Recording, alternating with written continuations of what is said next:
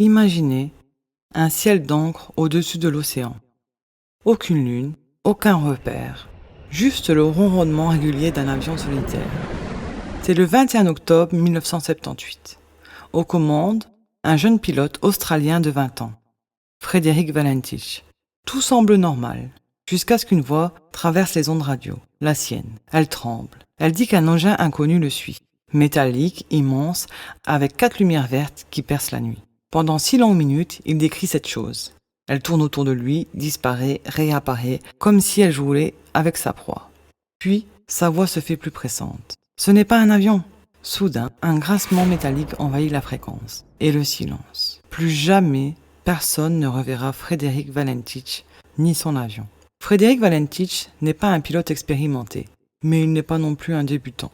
Il cumule environ 150 heures de vol. Ambitieux, passionné d'aviation, il rêvait de devenir professionnel. Ce soir-là, il avait décollé de Moorabbin, près de Melbourne, pour rejoindre King Island, un trajet simple qu'il connaissait sur le papier. Mais ce vol allait devenir son dernier. À 19h06, Frederick contacte la tour de contrôle de Melbourne. Sa voix est calme, mais l'inquiétude perce. Il demande s'il y a du trafic aérien connu dans sa zone. La réponse tombe. Aucun appareil à signaler. Pourtant, devant lui, il y a quelque chose. Il décrit un objet long, métallique, avec 4 lumières vertes. L'engin vole vite, trop vite pour un avion civil. Puis, il fait quelque chose d'étrange. Il s'approche puis s'éloigne, comme s'il jouait avec lui. À un moment, Frederick dit « Cet appareil n'est pas un avion.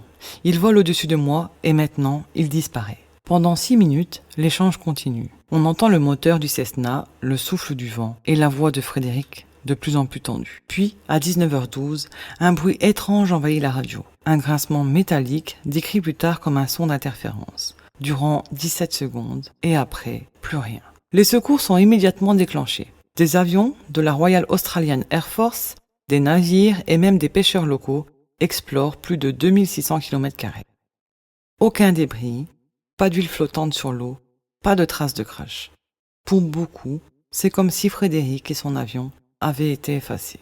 Certains enquêteurs pensent que Frederick aurait pu se désorienter dans le noir et plonger en mer, victime d'un phénomène appelé spirale mortelle. Mais pourquoi alors n'a-t-on jamais retrouvé la moindre pièce de l'avion? D'autres ont émis l'idée qu'il aurait pu simuler sa disparition. Mais rien dans sa vie personnelle ne laissait présager un tel plan. Les passionnés d'ufologie, eux, pointent un détail troublant. Ce soir-là, plusieurs témoins affirment avoir vu des lumières inhabituelles dans le ciel du détroit de Bass.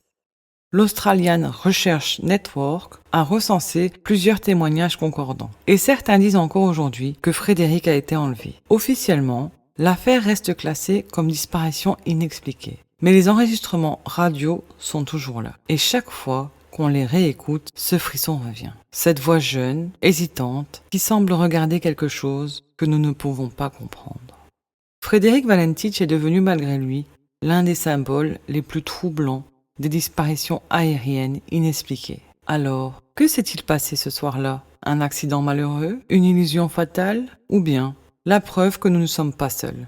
Quoi que vous pensiez, une chose est certaine. À 19h12, le 21 octobre 1978, Frederick Valentich a disparu et personne ne l'a jamais revu.